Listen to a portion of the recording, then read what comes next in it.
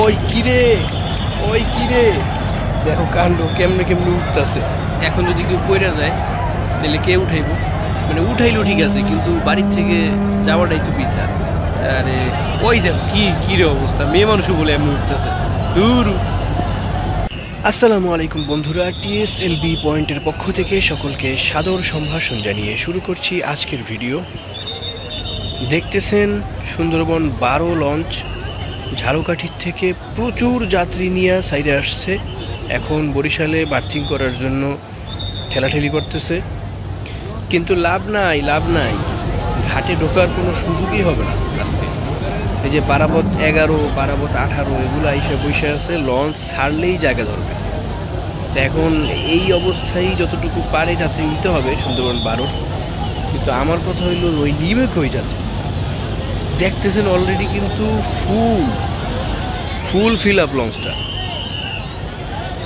তো এতক্ষণ ধরে যারা ভিডিওটা দেখতেছেন অসংখ্য অগণিত ধন্যবাদ জানাচ্ছি, কিন্তু লাইক কমেন্ট সাবস্ক্রাইব এখন কিছুই করেন নাই ভাই। আগেই থেকেই বলি কিপটামি বাদ দেন, দ্রুত আগে লাইক করেন, পরে সাবস্ক্রাইব করেন, আর কমেন্টে লিখে দেন ভালো খারাপ যা ইচ্ছা, ঠিক আছে? ওটা আপনার ইচ্ছা। তো দেখতেছেন বারাবত 11 একটু পিছনে নিতেছে, আর সুন্দরবন 12 কিন্তু আস্তে আস্তে সামনের দিকে আগাইতেছে। বারাবত 11 আজকে টিকবে যাবে না, বারাবত 18ও যাবে না। তো এই সুযোগে সুন্দরবন 12 একটু সামনে আগাইলে সেটা খারাপ হয় না। এই জন্যই কিন্তু বারাবত 11 পিছনে যাইতেছে আর সুন্দরবন 12 সামনে আগাইতেছে। সম্ভবত সুন্দরবন 16 ফ্যান্টারের সাথে একটু বার্থিং নিবে, আর সেখান থেকে যাত্রীরা উঠবে। আমি একটু আগে ঘাটের নিচে নামছিলাম, মানে ঘাটে নামছিলাম একটু, ওঠার সময় আমি যে কি চাপটা খাইছি, মানে এত পরিমাণ লোকাল যাত্রী এখানে দাঁড়াইছে যে লড়াচড়ার কোনো জায়গা নাই, পুরো পাটিসাপটা বিড়া বানাই দিছে আমার চাইপা। তো দেখতেছেন সুন্দরবন 12 আলনিতেও কিন্তু প্রচুর যাত্রী, ছাদের উপরে তো কোনো কথাই নেই, সব জায়গায় যাত্রী আছে। তো এখন সামনে গিয়ে দেখা যাক কিভাবে যাত্রী নেয়। এই যে দেখতেছেন আমরা বারাবত 12 লঞ্চে আছি, যাত্রীরা এখানেও এসে ভিড় করছে, আর সুন্দরবন 16 সামনেও বেশ কিছু যাত্রী আছে। সম্ভবত দুই পাশ থেকেই যাত্রীরা উঠবে, যে যেখানে জায়গা পায় সেখানে, কেউ পড়ে না গেলে পায়। এই যে শুরু করছে, ওই দেখো কোনো ক্রমে যদি এখন লঞ্চটা একটু সরে যাইতো,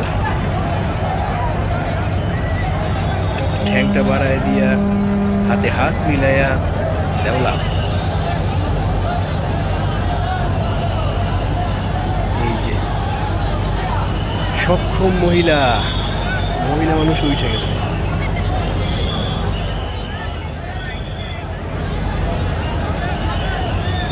যাত্রী কিন্তু কানায় কানায় ভরা।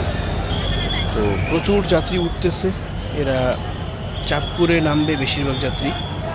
আর এই লোকাল যাত্রীদেরকে বরিশালের লঞ্চে নেয় না, কারণ বরিশালের লঞ্চ মানে অফিসিয়াল লঞ্চগুলো ছেড়ে একদম ঢাকায় গিয়ে ঘাট করে, এর মাঝখানে আর কোনো ঘাট দেয় না। আর এই লোকাল চাঁদপুর, ফতুল্লা এইসব জায়গায় যারা নামার জন্য বরিশাল ঘাটে আসে, তারা কিন্তু শুধুমাত্র এই ঝালকাঠির থেকে ছেড়ে আসা এই লঞ্চে ওঠে। তবে সবচেয়ে মজার বিষয় হলো এই ঝালকাঠির থেকে সারা বছর সার্ভিস মোটামুটি চলে, বন্ধ হয় না কিন্তু সাধারণত। মাঝে মাঝে দেখা যায় একটু যাত্রী করা বেশি হলে 2-1 দিন বন্ধ থাকে। তবে এই ফারহান 7 আর সুন্দরবন 12 এরা সারা বছর সার্ভিস দিয়ে থাকে, কিন্তু ঈদে 2-1টা লঞ্চ বাড়াইতে পারে না।